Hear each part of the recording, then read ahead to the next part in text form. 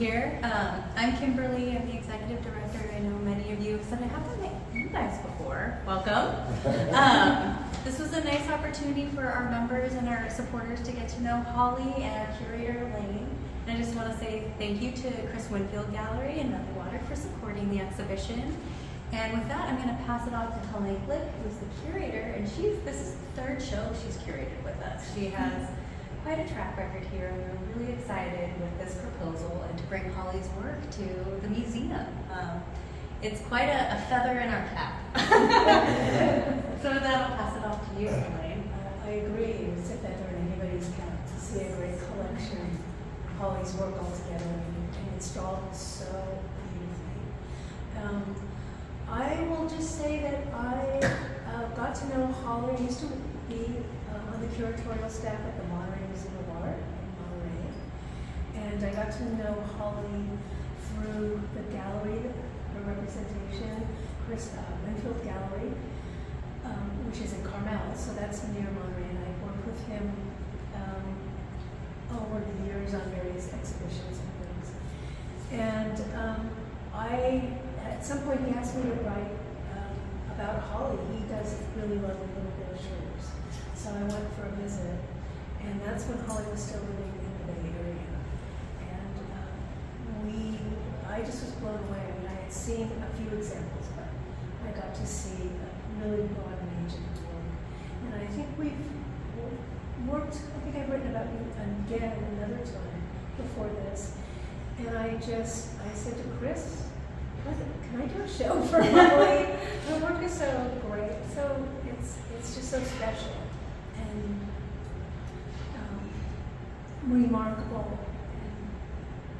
and innovative. So we got together, and with Chris and his assistant I visited Holly again in her new place in Merced, and we had another visit.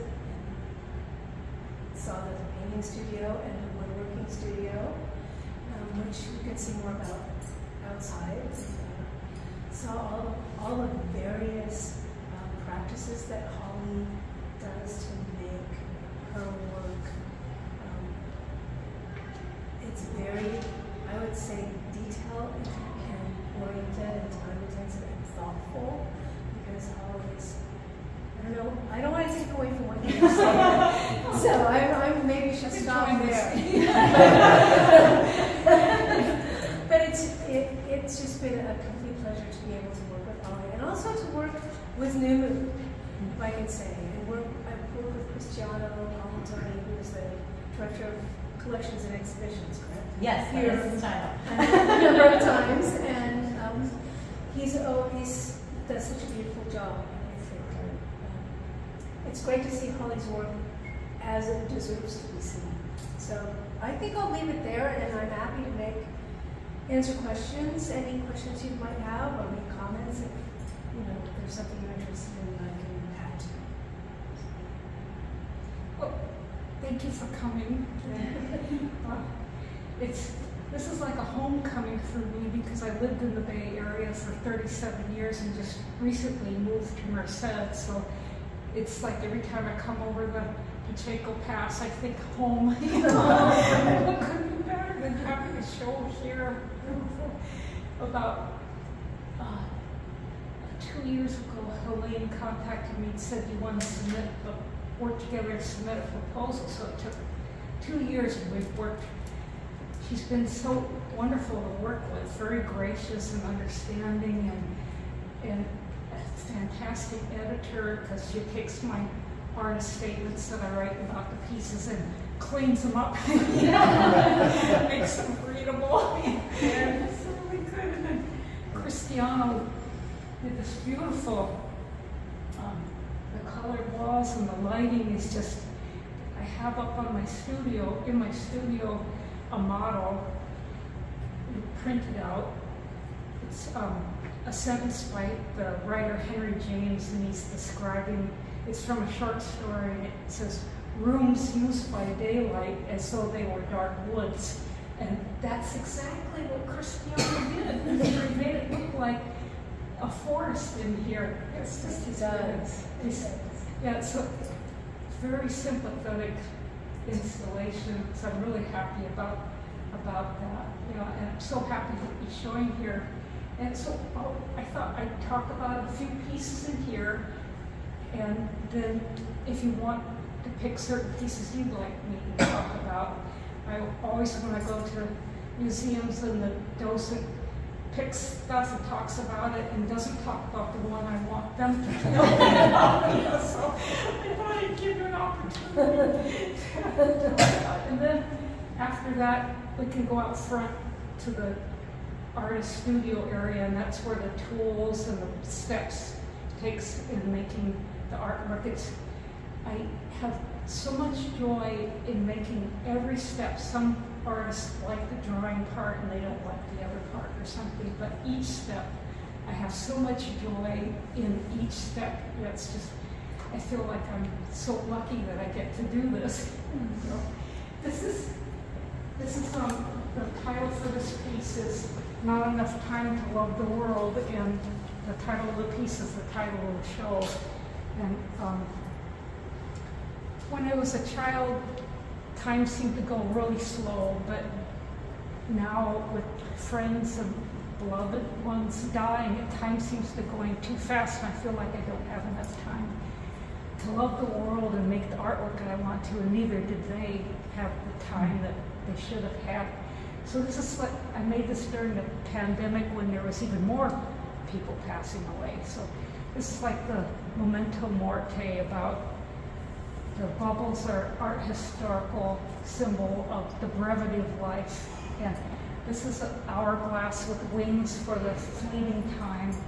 And I looked at stopgap photography of bursting bubbles, and so that's the bursting bubble membranes. The zigzags is like energy, and the woven patterns like the fabric of time, and the arc like the arc of life. And these are like sculptural bubbles, half bubbles on the frame. There, so yeah, that's the painting is acrylic on panel, and the color on the frame is oil stains.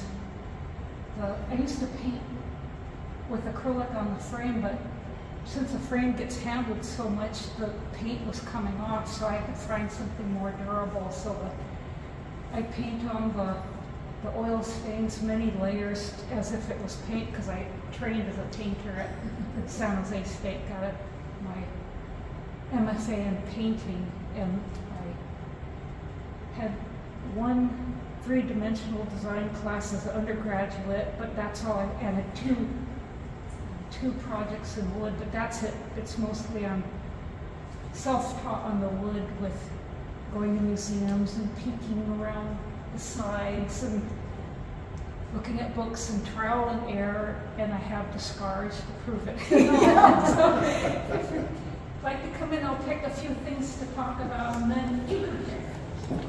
So this is, okay, let's do this one here. This is Light in the Forest, and all these animal ones are animals that I've seen on hikes. I go on hikes around here and then in Yosemite, and they're all animals I've met. I don't go on the internet and copy things that I've met. This is a white fallow deer, and it's in the Mount Madonna County Park, and that's There's still a herd of them, isn't it? There's like a herd of them. yeah, there's a herd of them there. They're white. Well, that's They're natural leucistic. color. It's called, Yeah. they're called leucistic coloration. It's not an albino because they have it's not a pink. They don't have a pink eye, but it's a color mutation. And the William Randolph Hearst gave Henry Miller a pair way back in the early part of the 20th century, and the deer that are there are the descendants of that pair, and they're kept separate from the wild deer. But it's a mixed species redwood forest there, so that's the redwood forest, and they're just really beautifully stand out from the dark forest because they're so white. They're almost mystical, but they're very practical. They will eat acorns. You can hand feed them acorns. They just crunch. Have you done that? Yeah. Pick up acorns and feed it to them, and they eat the husk as well as the acorns have a really big meat in the inside. I didn't know about that until I watched them crunch them up. This is fun. Yeah. They have it's called a palmated antlers that looks like moose, but but not, the moose are more extravagantly more extreme, but the males have that palmated, meaning like a palm with a palm. But it's from Europe and Asia. They're imported here, so that's why they're keeping them separate from that. But he's a beauty. He's a beauty here. So let's talk about, then you can pick, we can come back, we're going to talk about this one here. This is birds that I saw at Calero County Park. And there's a sycamore tree there that they landed in the evening to spend the night. And they're so egrets, I usually see them alone, but they bunch together like they're looking for companionship.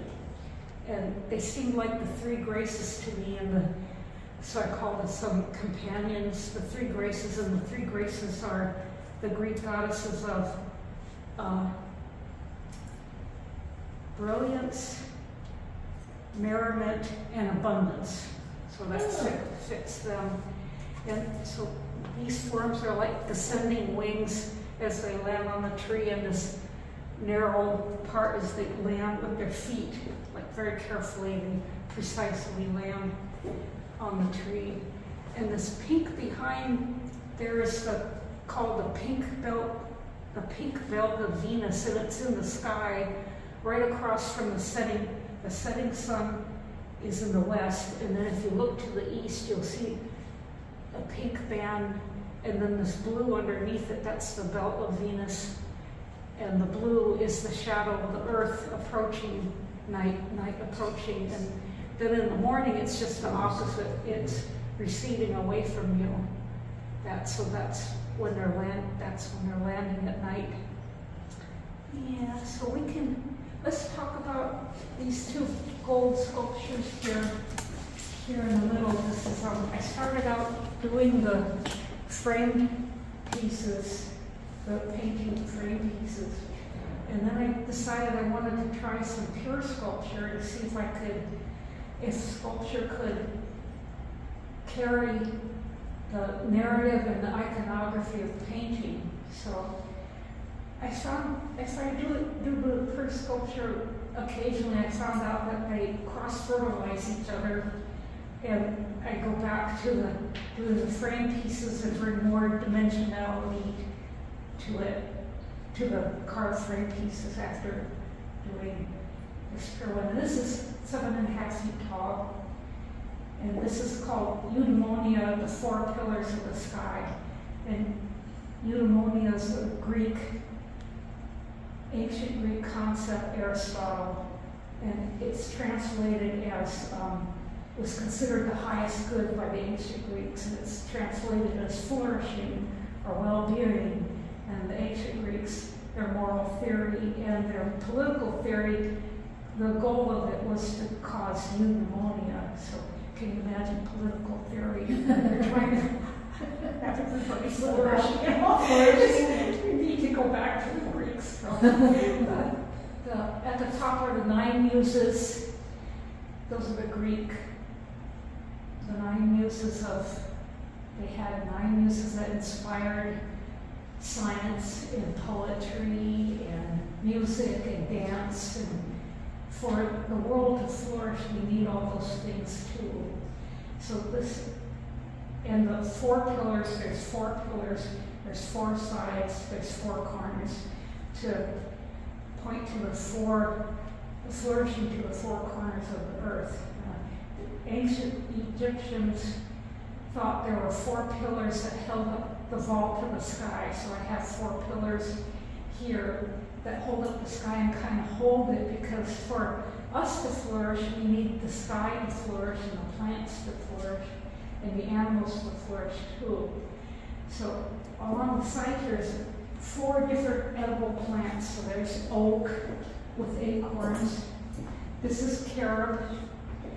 Carob grows in the desert, and it stays on the plant for many seasons, so it's a reliable food source in the desert.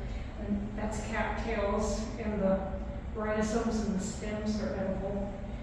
And that's red spur valerian, and that's the leaves are edible, and the roots are edible. And I picked that for the shape, but then later I found out that another name for red spur valerian was the keys to heaven. So that seemed to really fit with the idea of eudaimonia. Yeah, so this other, it's all wood, mostly basswood. And as this one is mostly basswood, so all these vegetables, all carved out of wood. And I went to the grocery store and got my models. That was my art supply store. They took so long to carve that the mushroom got moldy. So I had to go back and get another mushroom, even though I took the vegetables and put them in the refrigerator at night. It took a while. So there's squash and corn and tomato and artichoke and grapes and fava beans and peas. So this is the extended line. Now, our minds extend themselves in sleep, as it does when we read books and we have conversations and that. Sometimes, I think we probably all had this experience where we're thinking about something and we wake up in the morning and we've got an answer or a fresh idea or something, so our brain's been working at it, extending itself even while we sleep. So that's why it has the long legs. And the crown on top is the fresh thoughts. So William Wordsworth, the poet, wrote a poem about sleep that he called, it's the dear mother of fresh thoughts and joyful health, sleep. He was an insomniac, so he was writing a poem related with sleep, you know. Come with me. Does anyone like to hear Holly talk a little bit about the gold leaf process that you do? Because you have flat sides and round shapes and I have a sample out there when we go out there of the different layers of, so there's the carved wood, and then you put a base coat on, gesso, and then a base coat of red, and then it's called size. It's like an adhesive. It's like a water-based adhesive. And you let that dry just to right a certain point, and then you put the leaf on it and buff it down so it sticks to it, and then put a sealer on it. So it's quite a step process, and get lots of little bits of flakes all over the place in my hair and everything. So it's expensive glitter. How long does it take to create? Or how long did it take to create these? Okay, I wrote down. You wrote that down? I wrote down. Everybody asked, I can't remember, I wrote down, but here, how I wrote it down. So each piece, depending on the complexity, takes about a month to 8 months to complete. So that one took 2 months. That took 2 months working out one at a time. This one here took 8 months. That took 8 months to make. This one has doors. We're talking about this one now? Yes. Are we moving over here? This one has doors, and some of them have doors to indicate what's behind the doors, the past, or the future, or potentiality, or ancillary ideas, or subtext. So this one is after the storm, and the storm was. We'll start out talking about those 3 paintings. The storm was I was got evicted. Not anything that I did. Got evicted from my studio, home studio, because the landlord wanted to move her parents into the place. So nothing I did. So I had to find a new place, and that was kind of traumatic. So that was the storm, and after the storm. So I found a place that would take a messy artist. It was up against the Diablo Range. This is when I lived in the Bay Area. And so I was kind of depressed and all that. I was going for walks and started to go for walks and saw all these things, and it got more and more happy, and it turned out that was like one of the best places I ever lived. So it turned out to be a really good, so that's why there's a crown, a dark crown on the top, because what started out as traumatic turned out to be really wonderful. So there's like 3 times a day, so that's morning with the birds riding on the grass. That's from Joseph E. Grant County Park, and that's Henry Coast State Park at sunset. And this is Anderson Lake, which has been drained now because they're working on the dam. That's my night one. And I put all the stars, those are the stars, placement of the stars when I painted this painting April 11th, 2012. That's where they were in the sky. So there's houses along the lake shore. It's really beautiful. So these are the subtext here, in here behind the door here.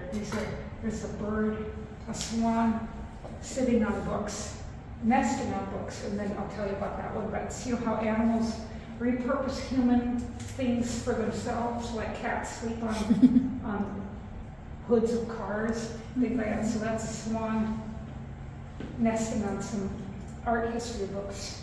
And these are 2 dogs playing tug of war with underpants. Oh, I love that. Underpants. So I don't think this is really stealing. I think it was dogs and animals are just reclaiming the natural resources that people have monopolized and taken over too many natural resources. So it's only fair if they steal our underpants every night. So it just seems fair to me. And then on the side, there's lots of carving on the side. It's all kind of hidden to show that there's intricate processes that are hidden from us that support the visible world, that, like fungi and insects and all that. So I'll just say that was one of the benefits of being here to install the work, because we got to see all this really cool that I didn't know it existed until they were like laying down on the table, and then you could see the bottoms and the backs. wow. Let's talk about this one. This is my latest one. I just finished that this year. What's different about this one is that you can see most of the landscapes, that you're distant from the landscape, but this one, you're soaring with the clouds. The viewer is up soaring with the clouds. And this is We Shall Rise. And when I look at clouds, I think a lot of people look at clouds, their spirit lifts when they watch the clouds, as it was with birds, when you see a flight of birds take off. So the frame is like a very formalized architectural bird form that's rising with the sky in its heart. And at the top there's ice cream cups,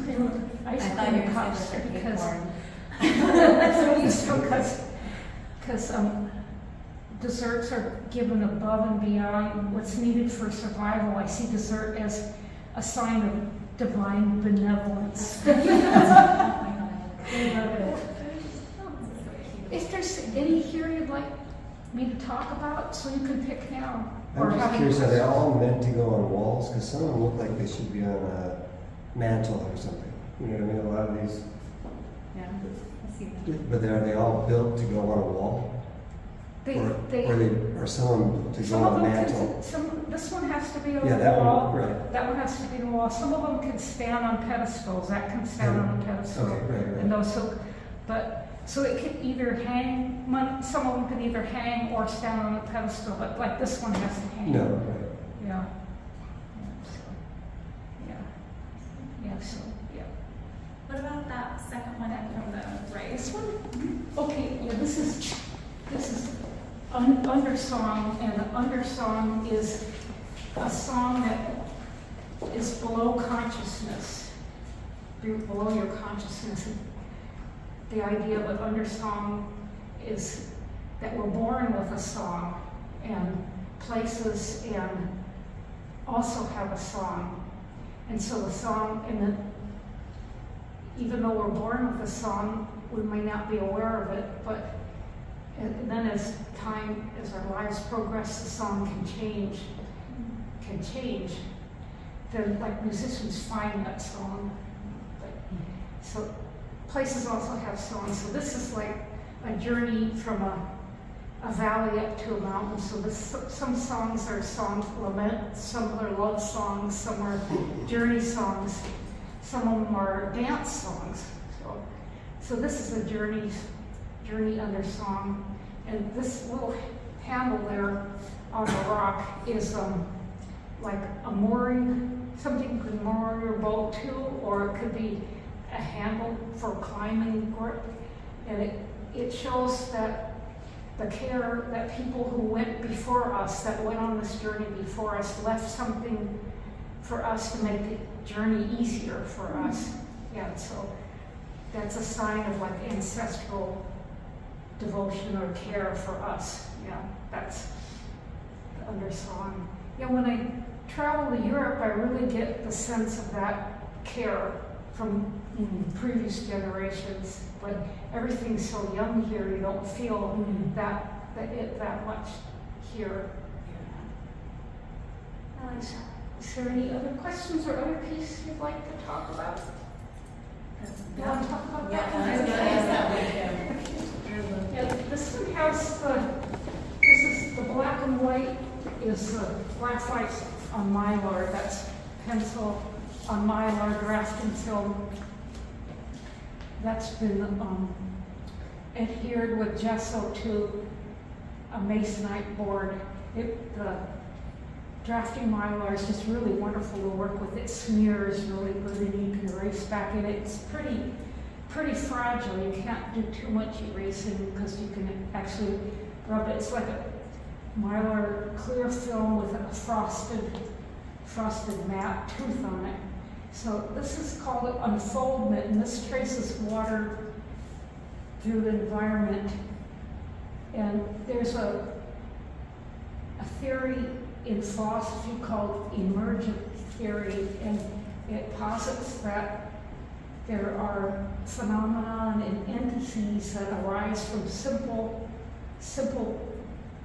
smaller elements unexpectedly, like you get oxygen and hydrogen, two gases, and you combine them in a complex system and you get liquid water. You know, so that's an emergent property, and they also think culture is an emergent property, swarm intelligence, consciousness is an emergent property. So this piece traces the unfoldment of water through a complex system, the Earth. So there's clouds raining up there. Those are fumaroles. That's these pores in the Earth that emit gases and vapor and water and elements, and trees transpire water, and that's the melting tundra.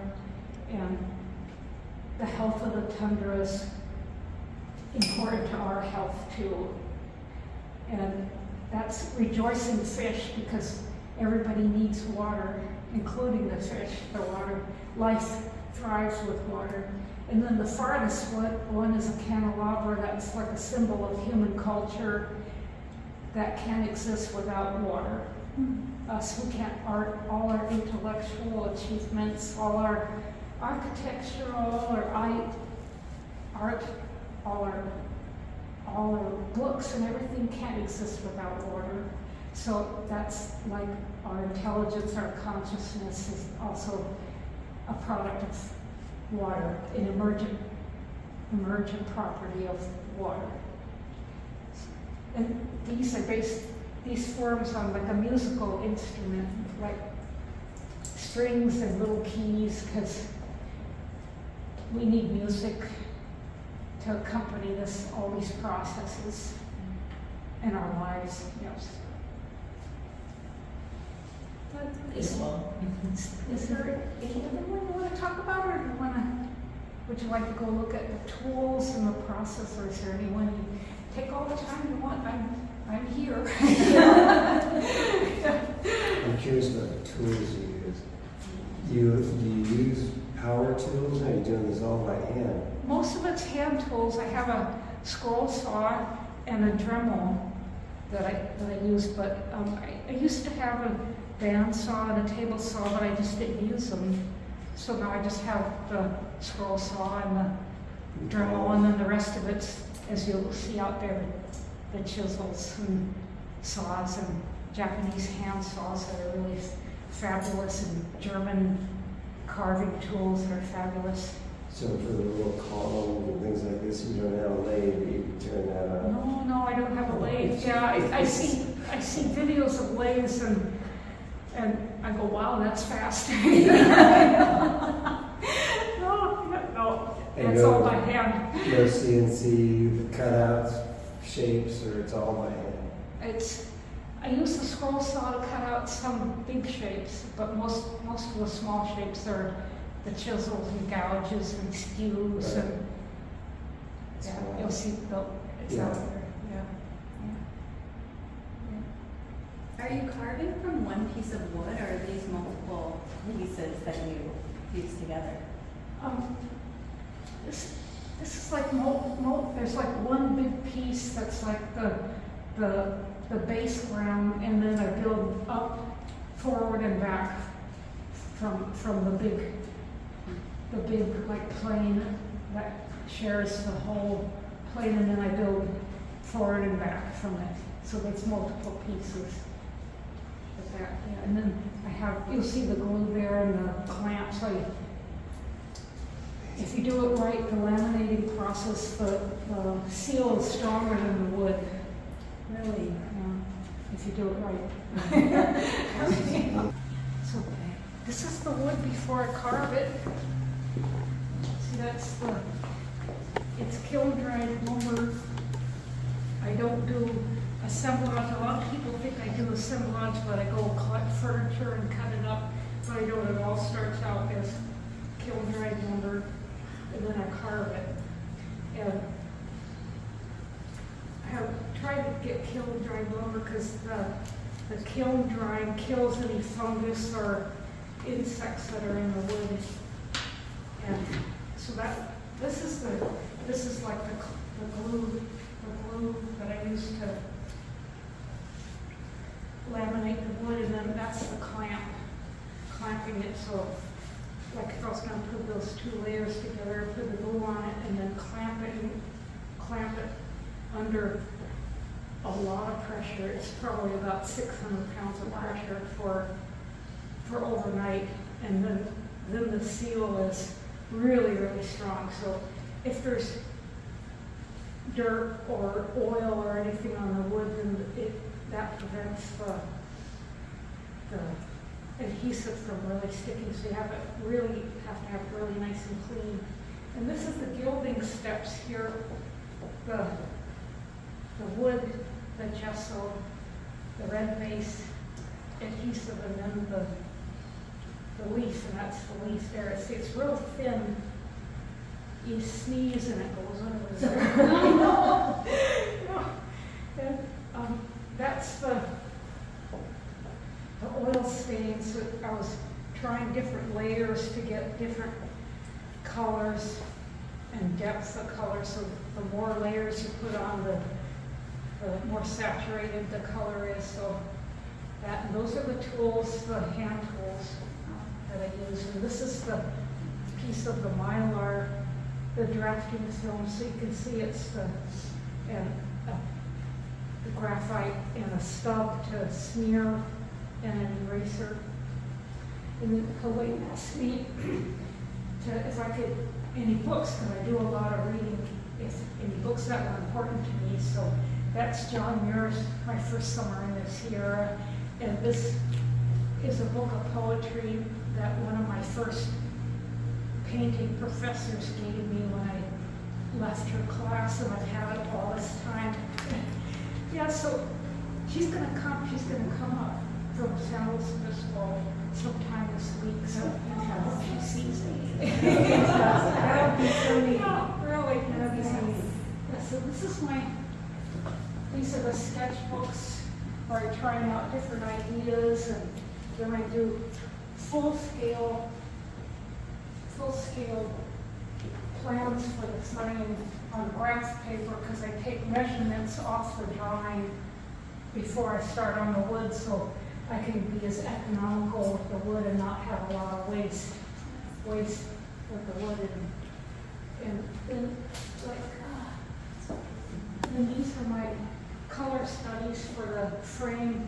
The oil stain, you have to be really committed to the color that you want to do, because as soon as the oil stain hits the wood, it's there. Permanently, you have to actually carve it off or sand it off. I mean, it penetrates into the wood, so I work out all the colors before I commit myself to actually touching the wood with it.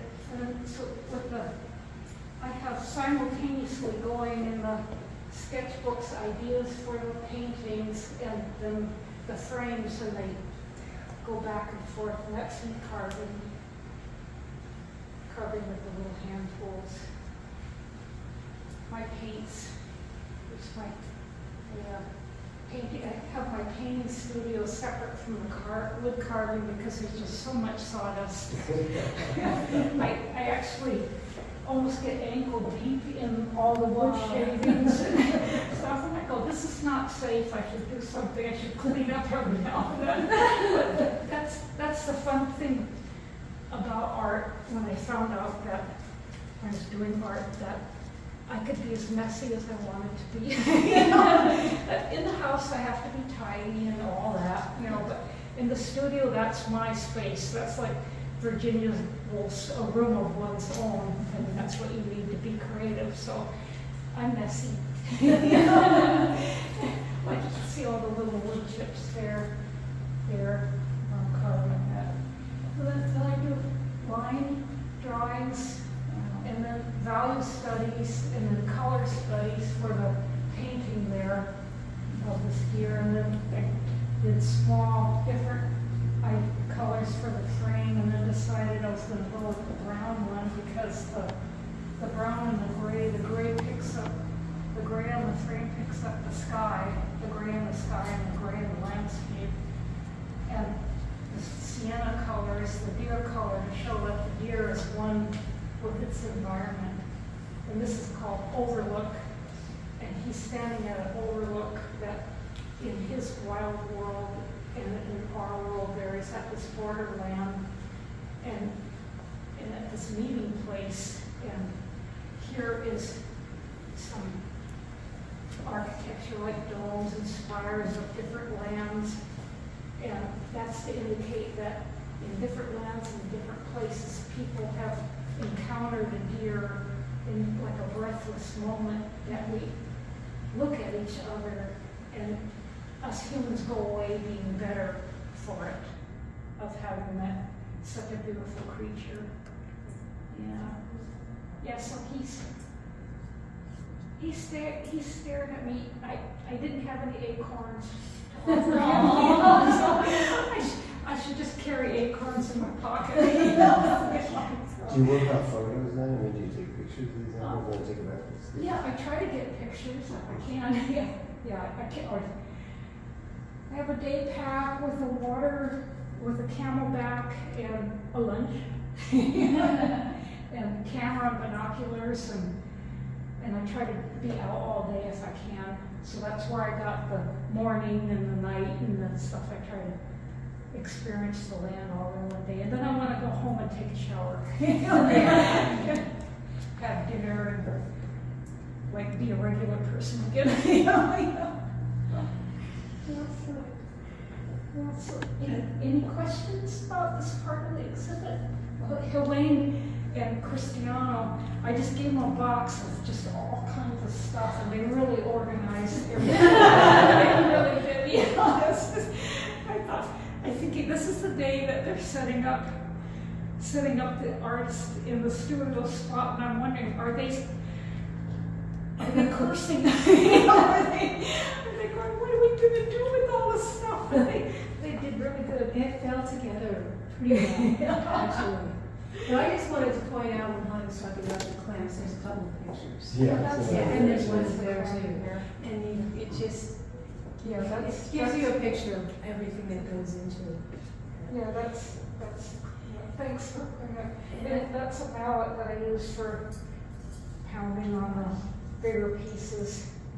But usually I hand push, because the delicate stuff, I don't use the mallet, I do the hand push. That's another reason why I have to be careful with my hands, because I get so excited about the work, I overwork my hands, and then my hands swell up.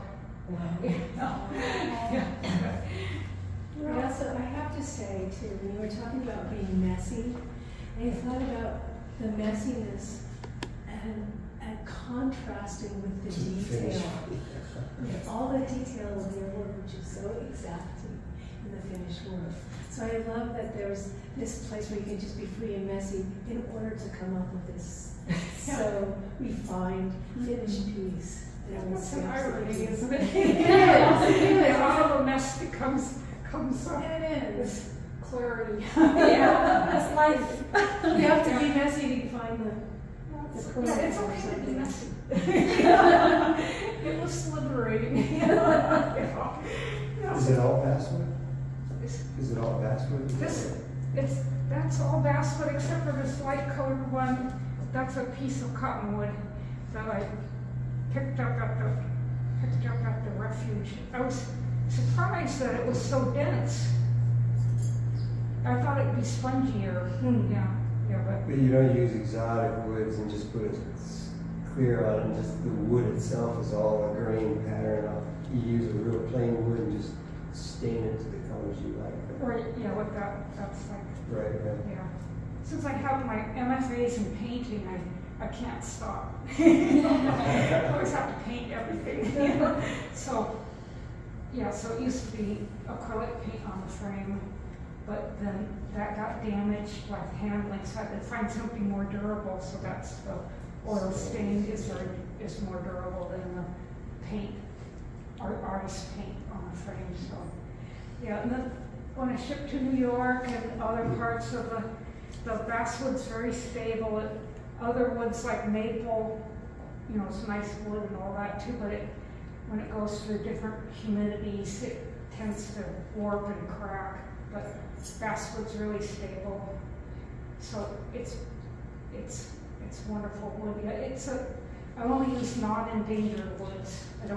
So there's some awfully beautiful endangered woods. They're just beautiful, but I don't want to create a market for deforestation. Yeah, and this basswood is grown on the East Coast all the way from like Tennessee up into Canada, and sometimes it's even farmed, you know, so in orchards of it. So it's guilt-free. It's happy to be Beautiful. art. Yeah, it'll last a long time.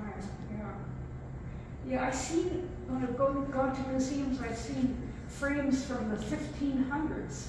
They have some wormholes in it, but they can last a long time. Not as long as bronze, probably, but they can last It's a long that time. wood, the frames from the 1500s? Yeah. Or the basswood? I think those are probably the ones that I saw are oak. I think I know. Oh, okay. But in Europe, they have a species of basswood. It's not basswood, it's called linden wood. They're linden, and it's a little different than this. They don't grow basswood there, so you're not gonna find basswood. But they're in the same family, lindenwood, basswood are in the same family, linden, and the lindenwood was like really popular back in the 17th century. In Queen Elizabeth has wood carvings in lindenwood in the Hampton Court and fabulously, it can take a lot of undercutting, so beautiful Folds. foliage and yeah. You are a wealth of information. Yeah. You know so much. Thank you so much for this wonderful experience and sharing so much about your practice. I learned a lot. I learn something every time I hear, every time I hear you talk. I learn something more. It's great. And wonderful. Thank you. I'm so grateful to have the show. It's going to be up till January. That one up till January 5th. This to January 26th. Yeah. So there's time to come back. Definitely. I want to come back. Beautiful. I want to Bring come your back. friends. Bring your pets. Thank you. Thank you.